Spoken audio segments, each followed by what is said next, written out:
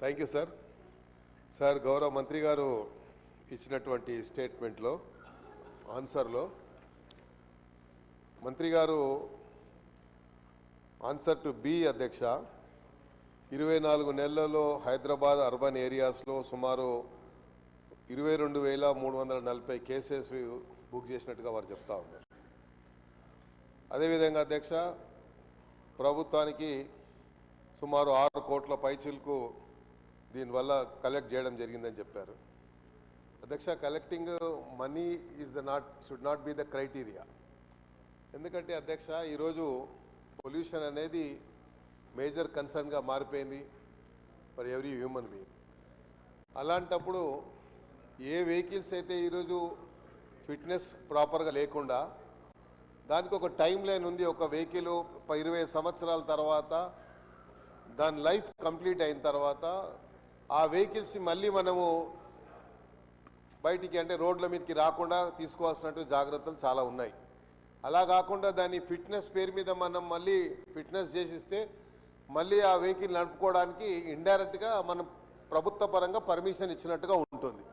కాబట్టి అలాంటి వెహికల్స్ ఏవైతే లైఫ్ టైం కంప్లీట్ అయినటువంటి వెహికల్స్ ఉంటాయో దాన్ని ఇమీడియట్గా అరకట్టి దాన్ని సీజ్ చేసి చేయాల్సినటువంటి గతంలో ఒక జీవో కూడా ఇక్కడ నుంచి ఇదే హౌస్ నుంచి పోయడం జరిగింది అధ్యక్ష.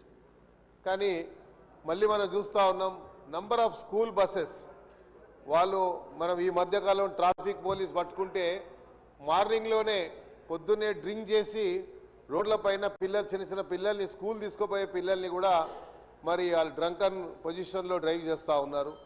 అలాంటి వెహికల్స్ కానీ అదేవిధంగా మెట్రో వాటర్ వర్క్స్లో కూడా చాలా వెహికల్స్ ఈరోజు కూడా ఏవైతే ట్యాంకర్స్ ద్వారా ఉంటాయో ఆ వెహికల్స్ అధ్యక్ష అది ఫిట్నెస్ అయిపోయిన దాంట్లో డీజిల్ బయటికి అంటే దాని పోగా బయటికి రావడం కానీ ఆ వెహికల్ కంట్రోల్ ఉండదు అధ్యక్ష. లోడ్ ఒకసారి దాంట్లో 10,000 లీటర్లో 20,000 లీటర్లో ట్యాంకర్ బయటికి వెళ్తే అది సడన్గా ఎక్కడైనా బ్రేక్ చేస్తే అది కంట్రోల్ ఉండదు. ఎందుకంటే ఫిట్నెస్ లేకనో బ్రేక్ ఫెయిల్ అయ్యో లేకో ఏదో ఉండి అలా చాలా ప్రమాదాలు జరిగినాయి. ఈ మధ్యకాలంలో మనం చూసాం చాలా number of accidents were taken place. పర్టికులర్గా బస్సెస్ రోడ్ల మీద పోతూ పోతూ బస్సు కాలిపోయి మన కర్నూలులో కానీ ఇతర ప్రాంతాల్లో కానీ చాలా ఇన్సిడెంట్ జరిగాయి. సో మనం ప్రభుత్వ పరంగా ఇలాంటి వెహికల్స్ ఎక్కడెక్కడైతే ఇలాంటి వెహికల్స్ నడుస్తూ ఉన్నాయో ఇది మీ దగ్గర సమాచారం ఉందా? ఏదైతే లైఫ్ టైం అయిపోయినటువంటి వెహికల్స్ ఎన్ని ఉన్నాయి మన రాష్ట్రంలో, హైదరాబాద్ సిటీలో ఎన్ని ఉన్నాయి, ఏ ఏ డిపార్ట్మెంట్లో ఉన్నాయి, మరి అదే వాటర్ వర్క్స్ వాళ్ళు ఏ రకంగా హైర్ చేసుకుంటున్నారు, ఏ పారామీటర్స్ ద్వారా వాళ్ళు హైర్ చేసుకుంటున్నారు, అదేమైనా సమాచారం ఉందా?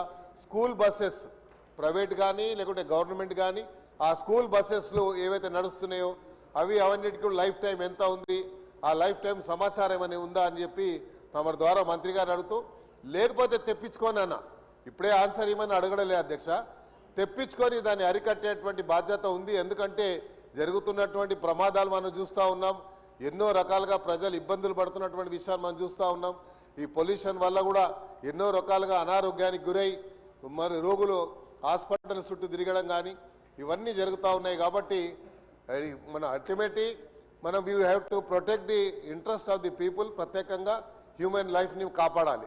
కాబట్టి అది మన బాధ్యత ప్రభుత్వం ఉంది. కాబట్టి ఇవన్నీ సమాచారం తెప్పించుకొని మనము ఎంత డబ్బు కలెక్ట్ చేశాము, ఫిట్నెస్ ఎంతమందికి మళ్ళీ రెక్టిఫై చేసి ఇచ్చామనేది క్రైటీరియా కాకూడదు అధ్యక్ష. మన ప్రయారిటీ ప్రధానంగా ఈ లైఫ్ అయిపోయినటువంటి వెహికల్ని సీజ్ చేసేటువంటి ప్రయారిటీ ఉండాలి తప్ప దీనివల్ల ఆదాయం అనేది కాదు. గవర్నమెంట్ ఎక్స్చెక్కర్కి ఎంత ఆదాయం వచ్చిందనే క్వశ్చన్ కాదు అధ్యక్ష.